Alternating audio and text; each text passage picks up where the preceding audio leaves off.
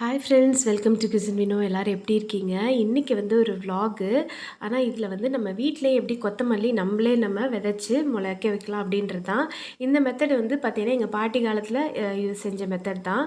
அதே போல் இது நீங்கள் அப்பார்ட்மெண்ட்டில் இருக்கீங்கன்னா உங்களுக்கும் யூஸ்ஃபுல்லாக இருக்கும். ஸோ அதை வீடியோ ஃபுல்லாக பாருங்கள், அதையும் சொல்லியிருக்கேன். அதோட இன்றைக்கி வந்து எனக்கு ரொம்ப ஒரு ஹெக்டிக்கான ஒரு டே, ரொம்ப ஒரு டயர்டான ஒரு டேன்னு சொல்லலாம். ஸோ அந்த எக்ஸ்பீரியன்ஸு அதெல்லாம் என்ன நடந்துச்சுன்னு ஒரு ஷேர் பண்ணிக்க போகிறேன்.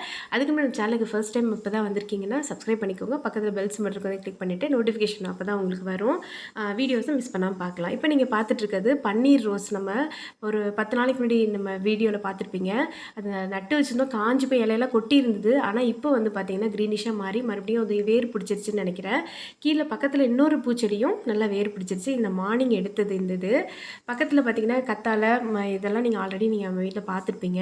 குழந்தைங்க எல்லாருமே 8:15 எல்லாருமே லஞ்சு எல்லாம் ப்ரிப்பேர் பண்ணி கொடுத்தாச்சு. ஈவினிங் ஸ்நாக்ஸ் வரைக்கும் ப்ரிப்பேர் பண்ணி எல்லாமே கொடுத்தாச்சு. ஆனால் மாவு அரைச்சிட்டு இருந்தோம், இட்லி மாவு அரைக்கிற வேலை இருந்துச்சு. துணி ஒரு பக்கம் போட்டு ஆஃப் ஆகிடுச்சு, ட்ரையர் போட்டு முடிஞ்சு அது ஒரு பக்கம் ரெடியாக இருந்தது. இன்னொரு பக்கம் பார்த்திங்கன்னா மார்னிங் டிஃபன் ரெடி ஆகிட்டு இருந்துச்சு.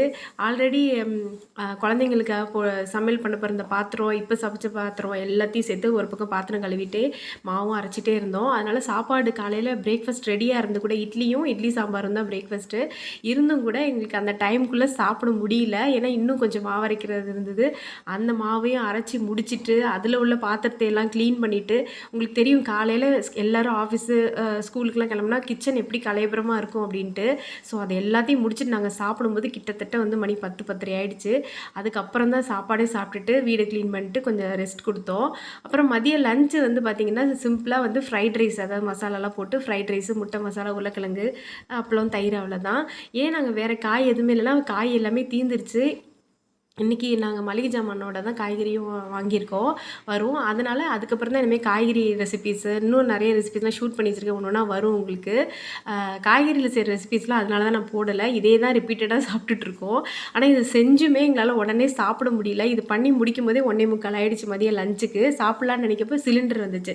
சிலிண்டர் வாங்கி வச்சுட்டு திருப்பி அடுத்தது வரலான்னு பார்த்தா மளிகை ஜாமான் வந்துருச்சு. உங்களுக்கு தெரியும், மளிகை ஜாமான்லாம் வந்துச்சுன்னா உங்களுக்கு அதை பிரித்து தனித்தனியாக கொட்டி வச்சுட்டு காய்கறிலாம் க்ளீன் பண்ணி எது ஃப்ரிட்ஜில் வைக்கணும், எது வந்து நம்ம வெளியே வைப்போம் அப்படின்றது எல்லாமே நம்ம பிளான் பண்ணி வச்சு பழசெல்லாம் க்ளீன் பண்ணி எல்லாம் பண்ணி முடிக்கிறதுக்குள்ளே பார்த்திங்கன்னா கிட்டத்தட்ட 1 மணி நேரம் ஆகிடுச்சு. அந்த இடமும் உங்களுக்கு ஒரு மாதிரி பேப்பர் இதுமாக தூசி ஆகிடும் இல்லையா? ஸோ ஹால் ஃபுல்லாக க்ளீன் பண்ணி டைனிங் ஏரியாவில் எல்லாத்தையும் வச்சு எல்லாம் எங்கெங்கே நம்ம ஸ்டோர் பண்ணுவோமோ எல்லாமே வச்சுட்டு, அப்புறம் பார்த்திங்கன்னா இந்த தடவை பூண்டு வெங்காயம்லாம் கூட வாங்கிட்டோம். ஏன்னா அடுத்தது பார்த்திங்கன்னா ஈர வெங்காயம் தான் நிறையா வரும், ஈர பூண்டெல்லாம் இருக்கும் அப்படின்னு சொல்லி உங்கள் கடைக்காரர் சொல்லியிருந்தார். ஸோ அது மட்டும் கொஞ்சம் கூட வாங்கியிருந்தோம். ஆனால் லாஸ்ட் மந்த்து இதுவும் கிட்டத்தட்ட ஒரே அளவு தான் வாங்கியிருக்கோம். அரிசி இதே அளவு தான் வாங்கியிருக்கோம். ஆனாலும் கிராசரி பில்லு அதிகமாகிட்டே தான் போகுது. ஒரு வழியாக இதெல்லாம் முடிச்சுட்டு சாப்பிட்லாம் அப்படின்னு நினைக்கப்போ லட்டு வந்துட்டு, அப்புறம் லட்டுவோட ஒர்க்லாம் முடிச்சுட்டு அவளுக்கு சாப்பாடெல்லாம் கொடுத்து எல்லாம் முடிச்சுட்டு வரதுக்குள்ளே பார்த்திங்கன்னா மணி 4 ஆகிட்டு. சரி, இந்த கொத்தமல்லியை எப்படியாவது நம்ம செஞ்சிடணும் இன்றைக்கி அப்படின்னு சொல்லிட்டு அந்த வேலைக்கு போய்ட்டோம். அது எப்படி அதுக்கப்புறம் தான் நான் சாப்பாடே சாப்பிட்டேன்.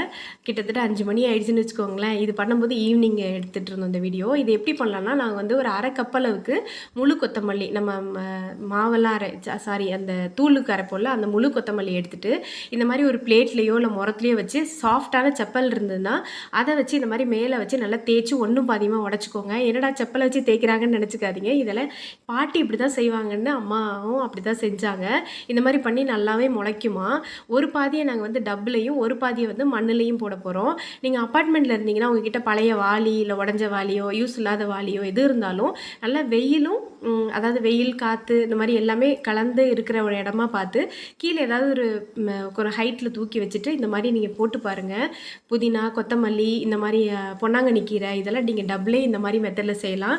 இந்த மாதிரி உடச்சி போட்டால் தான் முளைக்குமா முழு கொத்தமல்லி. அதனால் இந்த மாதிரி உடச்சிட்டு நம்ம ரோட்டில் இருக்கும் இல்லையா மண், நல்ல மண்ணாக இருந்ததுன்னா எங்கே கிடச்சினா கூட ஒரு வாளி மண் எடுத்து நல்லா ஃபில் பண்ணிக்கோங்க. 1/2 வாளி அளவுக்கு ஃபில் பண்ணிவிட்டு அங்கங்கே ஹோல்ஸ் போட்டு விட்ருங்க. போட்டுட்டு இதை உடச்சதை நல்லா தூவி விட்டுக்கோங்க.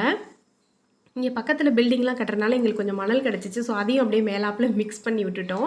மிக்ஸ் பண்ணிவிட்டு இப்போ நம்ம தூவி விட்டதை நல்லா வந்து கையால் மிக்ஸ் பண்ணிக்கணும். ஏன்னா கொஞ்சம் அடியால் போகிற அளவுக்கு நல்லா மிக்ஸ் பண்ணிவிட்டு மேலாப்பில் கொஞ்சம் தண்ணியை நல்லா தெளித்து விட்டுக்கணும். அப்போ தான் உங்களுக்கு செட் ஆகும். டெய்லி தண்ணி தெளிச்சிட்டே இருக்கணும். பக்கத்துலேயே பார்த்திங்கன்னா நம்ம பொன்னாங்கண்ணி கீரை எப்படி வந்திருக்கு பாருங்கள். முடிஞ்ச வரைக்கும் இந்த மாதிரி கீரை வெரைட்டிஸ்லாம் நம்ம வீட்டிலே போட்டால் நல்லா தான் இருக்கும். இது வந்து பார்த்திங்கன்னா புதினா வந்து ஒரு பறிச்சாச்சு, இப்போ அடுத்தது துளுத்து வந்துட்டுருக்கு. இது மாதிரி நல்லா மிக்ஸ் பண்ணி டப்பில் உள்ளதை ரெடி பண்ணிவிட்டோம்.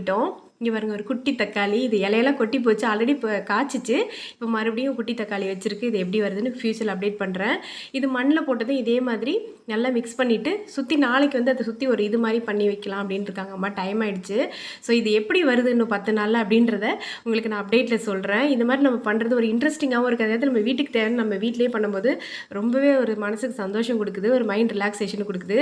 ஸோ புதுசாக மஞ்சள் செடி, புதுசாக மிளகாய் செடி எல்லாமே வச்சுருக்கோம். கொத்தமல்லி எப்படி வருதுன்றதை ஃபியூச்சரில் அப்டேட் பண்ணுறேன். Bye friends.